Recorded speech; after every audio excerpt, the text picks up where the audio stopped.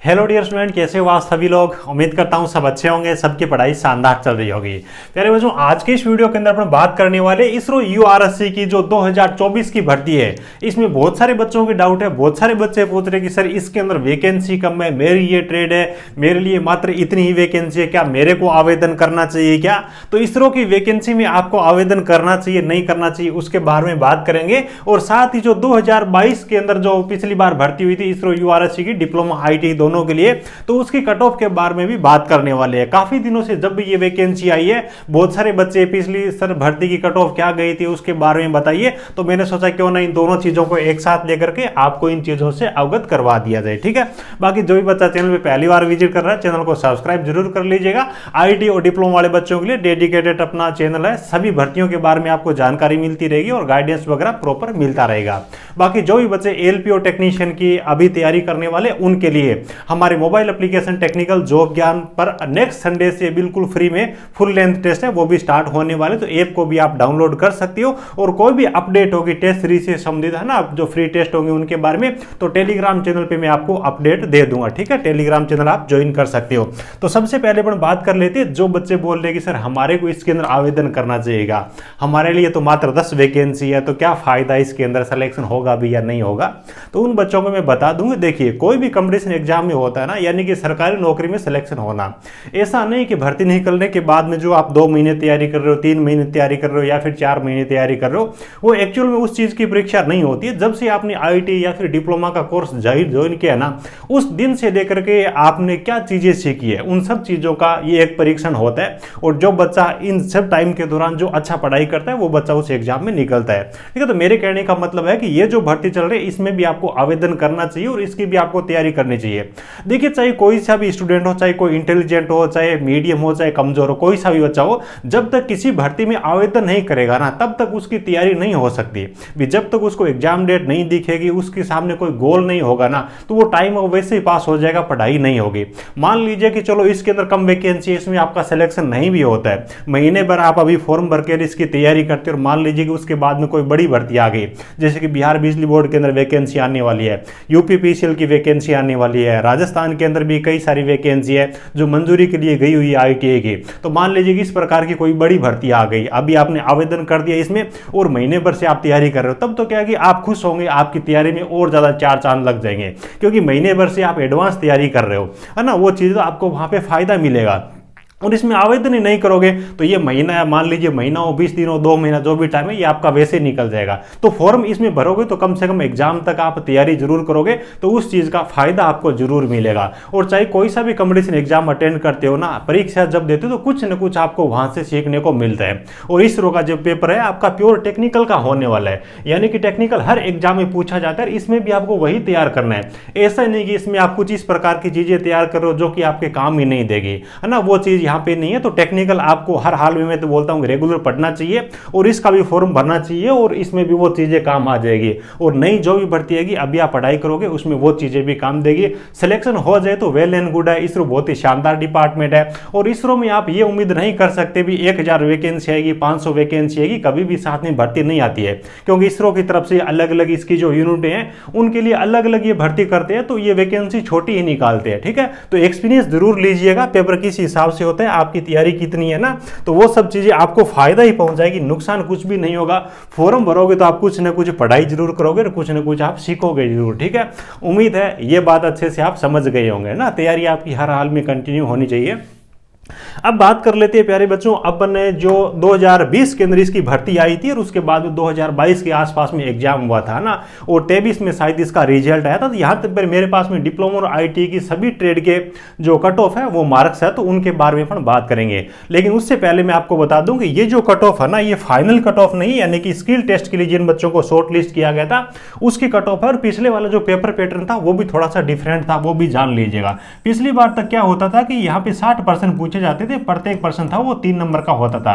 यानी कि यहाँ पे जो कट ऑफ बताई गई है ना, वो 180 नंबर में से कितने नंबर लेके है उसके आधार पे बनाई गई है। स्किल टेस्ट पिछली बार भी था, स्किल टेस्ट इस बार भी है। स्किल टेस्ट केवल क्वालिफाई नेचर का होता है। और आपको पता ही होगा इस बार इन्होंने पेपर पैटर्न चेंज किया है। इस बार आपसे टोटल 80% पूछे जाएंगे और शायद प्रत्येक पर्सन 1 नंबर का है, तो 80 नंबर का इस हिसाब से है ना।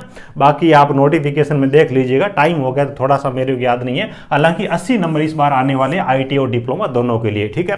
तो ये कट ऑफ इस हिसाब से फाइनल नहीं है, फाइनल मेरिट थोड़ी बहुत और बड़ी होगी। तो जिन बच्चों का स्किल टेस्ट के लिए सिलेक्शन हुआ था उनके लिए उनकी जो कट ऑफ है वो मैं आपको यहाँ पे बताने जा रहा हूँ। तो पहले देखिए टेक्नीशियन बी जो कि आईटी वाले बच्चों के लिए है। टोटल वैकेंसी की बात करें तो लगभग 100 के आसपास में वैकेंसी थी, 100-125 ऐसी कुछ थी। इलेक्ट्रॉनिक्स मैकेनिक के बारे में अगर अपन बात करें ना, यूआर कैटेगरी की 180 में से जिन बच्चों ने 101 नंबर लेके आए स्किल टेस्ट में, वो बच्चे पास हुए। 4-5 नंबर 5-7 नंबर और मान लीजिए फाइनल मेरिट के लिए। ओबीसी कैटेगरी की 180 में से मात्र 85 वाले बच्चों को सेलेक्ट किया गया स्किल टेस्ट के लिए।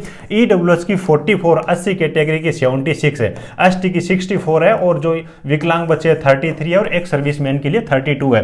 ईडब्ल्यूएस की यहाँ पे कट ऑफ है वो 80 और 80 से कम गई है। इसका कारण यह था कि उस टाइम ईडब्ल्यूएस है वो नया नया आया था ना, तो उस टाइम बहुत सारे बच्चों के पास में होता नहीं था। उसके बाद में बात आती है फिटर ट्रेड की। तो फिटर ट्रेड की अपन कट ऑफ के बारे में जान लेते हैं। देखिए फिटर के काफी सारे बच्चों को यहाँ पे शॉर्ट लिस्ट किया गया, जैसा कि ये 5 गुना बच्चों को बुलाते हैं स्किल टेस्ट के लिए, है ना। तो यहाँ पे आपको देखने को मिल जाएगा shortlisted for the skill test, ठीक है। तो स्किल टेस्ट के लिए फिटर ट्रेड में यूआर कैटेगरी की 137 थी, ओबीसी कैटेगरी की 128 180 में से, ईडब्ल्यूएस की 115, 80 की 116 और एसटी कैटेगरी के लिए 104 नंबर है ना। 180 में से ये नंबर है, ठीक है। एक सर्विसमैन के लिए 52 यानी कि 52 नंबर है। उसके बाद देखिए इलेक्ट्रिकल है ना, टेक्नीशियन भी इलेक्ट्रिकल का मतलब है कि जो आईटी इलेक्ट्रिशियन वाले बच्चे हैं उनके लिए ना। डिप्लोमा इलेक्ट्रिकल के लिए आगे है, उसके बारे में अपन आगे बात करेंगे, है ना। तो चलिए भाई, इसका अगर अपन बात करें इलेक्ट्रिशियन वाले बच्चों के लिए, तो इलेक्ट्रिशियन की जो कट ऑफ है 180 में से यूआर कैटेगरी की है वो 145 नंबर गई है। यानी कि फाइनल कट ऑफ मान के चलिए 150 से अबव, ये 155 हो सकती है, 57 भी हो सकती है। ओबीसी कैटेगरी की 140 है, ईडब्ल्यूएस की 140 है, 80 की 141 है और एसटी की 132 है। तो यहाँ पे इलेक्ट्रिशियन ट्रेड वाले बच्चे उनके लिए थोड़ी सी कंपटीशन, यहाँ पे कंपटीशन थोड़ा ज्यादा है, कट ऑफ है वो थोड़ी सी ज्यादा गई है। उसके बाद में अगर अपन देखें तो टर्नर ट्रेड है ना, टर्नर ट्रेड में देख लेते हैं कितनी कट ऑफ गई है। तो यूआर की या तो सीटें नहीं थी या बच्चे नहीं थे, क्या हो सकता है पता नहीं। ईडब्ल्यूएस कैटेगरी के लिए 123 नंबर है और एससी कैटेगरी के लिए 121 है, एक सर्विसमैन के लिए 41 है। उसके बाद मशीनिस्ट ग्राइंडर वाले जो बच्चे हैं उनकी कट ऑफ यहाँ पे दी गई है। अलग अलग पीडीएफ थी, सबको मैंने मर्ज किया हुआ है। उसके बाद में देखिए यहाँ पे 116 है और 80 कैटेगरी की वैकेंसी थी जिसका 180 में से 105 नंबर है, ठीक है। बहुत ज्यादा यहाँ पे नहीं है, लेकिन कंपटीशन तो इसरो की भर्ती में होगा ही होगा डेफिनेटली। उसके बाद में टेक्नीशियन भी है, प्लम्बर है ना। ये इस प्रकार की जो छोटी ट्रेड है ना, जिनकी भी या तो वैकेंसी नहीं आती, जब वैकेंसी आती है तो उसके बच्चे नहीं मिलते। तो अपनी जो टेक्नीशियन वाली भर्ती है, इस प्रकार के जो भी बच्चे छोटी ट्रेड वाले वो बच्चे तैयार रहना, उनकी कट ऑफ हो टेक्नीशियन में बहुत कम जाती है, क्योंकि बच्चे नहीं मिलते उस टाइम जब भर्ती आती है उस टाइम। देखिए यहाँ पे अगर अपन बात करें तो 100 नंबर है यूआर कैटेगरी की, ओबीसी की 88 है, एससी की 84 है, एसटी कैटेगरी के लिए 51 यहाँ पे कट ऑफ गई है ना स्किल टेस्ट के लिए, यानी कि 5 गुना आप मान सकते हो। उसके बाद में R&AC है ना, रेफ्रिजरेशन एंड एयर कंडीशनिंग वाले जो बच्चे हैं उनकी लिस्ट यहाँ पे जारी कर रखी है। और यहाँ पे कट ऑफ अगर अपन देखें RAC ट्रेड की, तो यूआर कैटेगरी की 116 है, ओबीसी कैटेगरी की 102 है, 80 की 104 है, एसटी कैटेगरी के लिए जो कट ऑफ यहाँ पे बताई गई है वो 56 यानी कि 56 नंबर है, ठीक है। उसके बाद देखिए मशीनिस्ट ट्रेड है। तो मशीनिस्ट के बारे में अगर अपन बात करें ना, तो मशीनिस्ट में देखिए यूआर कैटेगरी के लिए 164 कट ऑफ गई है, बाकी की कट ऑफ दिखाई नहीं गई है। तो शायद केवल और केवल यूआर की ही वैकेंसी होगी। जिन भी बच्चों ने एससी एसटी ओबीसी से आवेदन किया तो यूआर में वो काउंट हुए होंगे, तो केवल यूआर की ही कट ऑफ है। टेक्नीशियन बी वेल्डर ट्रेड के बारे में अगर अपन बात करें तो वेल्डर ट्रेड की शायद वैकेंसी कम थी, तो 7 ही बच्चों को केवल शॉर्ट लिस्ट किया। यूआर कैटेगरी में 139 नंबर पे बच्चों का स्किल टेस्ट के लिए शॉर्ट लिस्ट किया गया। उसके बाद में ड्राफ्ट्समैन बी मैकेनिकल वाले जो बच्चे हैं ना, उनकी भी पीडीएफ को मैंने लिया है, ये आप देख लीजिएगा, है ना। तो यहाँ पे अगर देखिए यूआर कैटेगरी के लिए 132 है, ओबीसी के लिए 122 है ना, ईडब्ल्यूएस कैटेगरी के लिए 72 है और उसके बाद विकलांग बच्चे हैं उनके लिए 95 नंबर है। उसके बाद देखिए टेक्निकल असिस्टेंट मैकेनिकल यानी कि जो डिप्लोमा मैकेनिकल वाले बच्चे हैं उनकी यहाँ पे कट ऑफ दे रखी है। तो डिप्लोमा मैकेनिकल की यहाँ पे देखिए वैकेंसी भी दे रखी है, पहले मैंने ध्यान नहीं दिया इस चीज़ पे, आपने देखा है तो शायद आप वीडियो को पीछे कर लीजिएगा। वैकेंसी भी दे रखी है यहाँ पे, जैसे कि मैकेनिकल के तो टोटल मिला करके 13 वैकेंसी है ना।